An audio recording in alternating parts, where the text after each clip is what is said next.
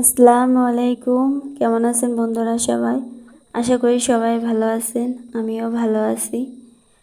ঘুম থেকে মাত্র উঠলাম, এখন বাজে 9টা মানে অনেকটা বেলা হয়ে গেছে। মানে আজকে অনেক অলসতা করে লেট করে ঘুম থেকে উঠছি। তো ওঠার পরে আপু বলছে বিছনাটা গুছাতে আসছি, তখন আপু বলছে বিছনার চাদর মাদর মানে উঠাতে বলছে যে আজকে ধুয়ে দেবে। মানে অনেক দিন হয়েছে বিছনার চাদর বালিশে কভার এগুলো ধোয়া হয় না, অনেকটা ময়লা হয়ে গেছে। তারপর অনেক দিন একভাবে বৃষ্টি হয়েছে, এই বৃষ্টির কারণে তারপর আবার মাঝে আপু অসুস্থ ছিল, এজন্য এগুলো ধোয়াই হয় না, প্রায় অনেক দিন হয়েছে। তা আপু বলছে আজকে ধুয়ে দেবে, তা আমি ওগুলান উঠাইয়া আপুর কাছে দিয়ে আসলাম। বিছনার চাদর বালিশের কভার খুলে মুলে সব আপুর কাছে দিয়ে আসছি। আপু সেগুলোন বালতিতে ভিজিয়ে রাখতেছে, পরে ধুবে। তা আমি এই ফাঁকে আসলাম থালা বাসনগুলো ধুতে। থালা বাসনগুলো ধুয়ে তারপরে বাসি ঘরটা ঝাড়ু দিতে যাব। তার ভিতর আজকে আমার ছোট ভাগনার জন্মদিন। সে বলছে ওর জন্মদিনটা ও সবসময় মনে রাখে, জন্মদিন আসলেই ও সবাইকে মনে করাই দেয় যে আজকে আমার জন্মদিন, আজকে আমাকে ভালো মন্দ কিছু খাওয়াতে হবে। তো কালকে বলতেছিল যে আমার আজকে জন্মদিন, তোমরা আমাকে ভালো কিছু খাওয়াবা না? কিন্তু আমাদের মুসলমানদের ভিতরে জন্মদিন পালন করা জায়েজ নাই, এগুলো মানতে হয় না। তারপরেও অনেকে জন্মদিন পালন করে, কিন্তু জন্মদিনে হয়তো কি কিছু করা যায়, যে এতিম বাচ্চাদের খাওয়াই দেওয়া বা মিলাদ দিয়ে দেওয়া, এটা জায়েজ আছে। কিন্তু পালন করা যায় না, কেক এনে যে জন্মদিন পালন করে, এগুলো আমাদের মুসলমানদের ভিতর নাই। তারপর ছোট মানুষ আবদার করছে যে ওর জন্মদিন, ওকে ভালো মন্দ কিছু খাওয়াতে হবে। কিন্তু আমাদের সামর্থ্যের বাইরে যতটুকু পারি ততটুকু দিয়ে ওদের মানে চাহিদাটা পূরণ করার চেষ্টা করি।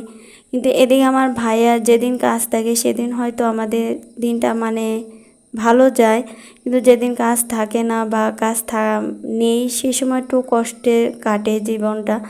কিন্তু আমাদের মতো অনেক মানুষের জীবন আছে যে খুব কষ্টে জীবন কাটে, যাদের সামর্থ্য নেই, অর্থ নেই, টাকা পয়সা কম, তাদেরও এরকম জীবন কষ্টে কাটে। আর যাদের টাকা পয়সা আছে তাদের কিন্তু কোনো কিছুরই অভাব নেই। আর দেখবেন টাকা পয়সা না থাকলে তখন মানুষও পাশে দাঁড়ায় না, বিপদে পড়লেও তখন মানুষ পাশ কেটে চলে যায়। আর যাদের টাকা পয়সা থাকে তখন হাজার হাজার মানুষ তার পাশে থাকে।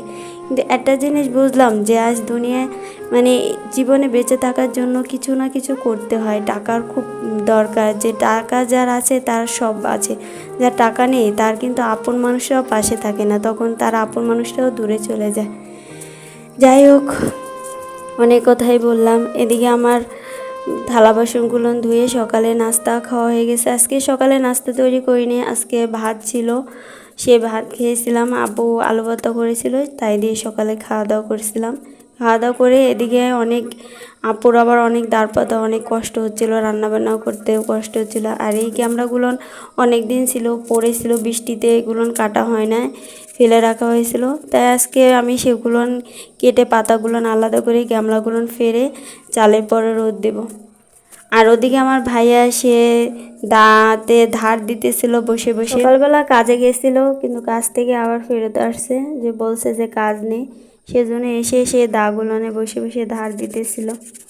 আর ওদিকে আপু সে সকাল মানে 9টা বাজে উঠে ভাত চুলায় বসাই দিছে, আর এখন বেজে গেছে 10টা, এখনও পর্যন্ত ভাত উতল দেয় না। মানে তারপর তো অনেক সমস্যা, তারপর আবার ভিজা তার দিয়ে রান্না করতেছিল, এই জন্য আপুর অনেক কষ্ট হতেছিল রান্না করতে। তা আমি এই জন্য দাঁড় পাতা ও ঘরের পিছনে অনেক যেগুলো ক্যামেরা পড়েছিল সেগুলো এনে সব আমি চালের পরে রোদ দিতেছিলাম। কারণ অনেক গ্যামরাগুলো আমি কেটে কেটে বৃষ্টির সময় রেখে দিয়েছিলাম, সেগুলো তো আনা হয় না, তাই এখন রোদ উঠেছে, সেজন্য এগুলো এনে আমি চালের পরে সবগুলো মিলে দিতেছিলাম। তার ভিতরে চুলায় রান্না করতে গেলে যদি কাঠ পাতা না থাকে তখন রান্না করতে কতটা কষ্ট হয়।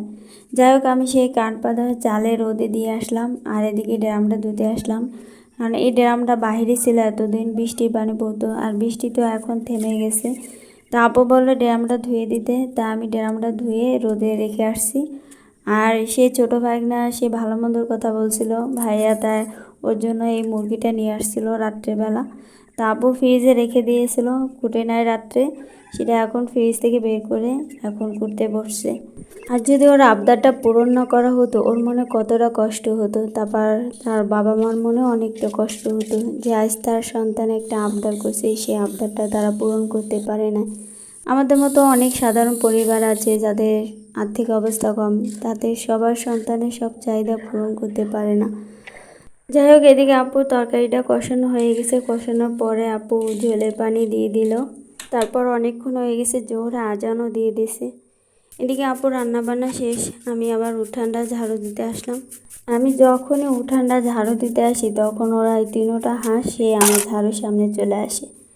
আর তরকারি করতে বসলেও তখন ওরা এসে ওই তরকারির ভিতরে এসে মুখ টুক দেয়। আর ঝাড়ু দিতে গেলেও ওরকম ঝাড়ুর সামনে বারবার আসে। মানে ওরা ভাবে যে এর ভিতর অনেক পোকামাকড় আছে, সেগুলো ওরা খেতে আসে। তা আমি লাঠি দিয়ে বারবার দাবড় দিচ্ছিলাম, তারপরও আবার এসে এসে ঝাড়ুর সামনে এসে বিরক্ত করতেছিল।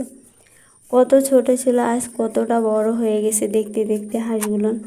যাই হোক, এদিকে আমার ঝাড়ু দেওয়া শেষ। তারপর আবার বিকেলবেলায় সেই বালিশের কভার, বিছনার চাদরগুলো আমি নিয়ে এনে সেই বালিশের কভারগুলো ভরতেছিলাম। আজকে অনেকটা বেলা হয়ে গেছে, কারণ আজকে রান্না করতে করতে সেই 3-2:30 বেজে গেছে। খাওয়া দাওয়া করতে করতে প্রায় 4টা বেজে গেছে। তখনই মানে আসর আজান দিছে। মানে আজকে একটুও রেস্ট পাইনি। প্রতিদিন তো একটু হলেও রেস্ট পাই, কিন্তু আজকে একটুও রেস্ট পাইনি, কারণ দেরি করে রান্না করতে গেছি। তারপরে আবার রান্না করতে করতে অনেকটা দেরি হয়ে গেছে। যাই হোক, আমার ভিডিওটা আপনারা দেখেন কিন্তু কমেন্ট করেন না, শেয়ার করেন না, লাইক দেন না, সাবস্ক্রাইব করেন না। এত কষ্ট করে সারাদিনে যে ভিডিওগুলো ডাউনলোড করে তারপরে সেই ভিডিওগুলো আপনাদের মাঝে শেয়ার করি, কিন্তু সেই ভিডিওগুলো আপনারা কেউ কমেন্ট করেন না। তারপরে এই সারাদিনে এত কাজ বাজ করে তারপর রাত্রে আবার এডিট করতে বসতে হয়, কতটা কষ্ট করতে হয়। তারপর আপনাদের আমার ভিডিওগুলো কেউ কমেন্ট করেন না। যাই হোক, আমার ভিডিওটা আপনাদের কেমন লাগলো অবশ্যই কিন্তু কমেন্ট করে জানাবেন। আজ এই পর্যন্ত। আপনারা ভালো থাকবেন, সুস্থ থাকবেন। আল্লাহ হাফেজ।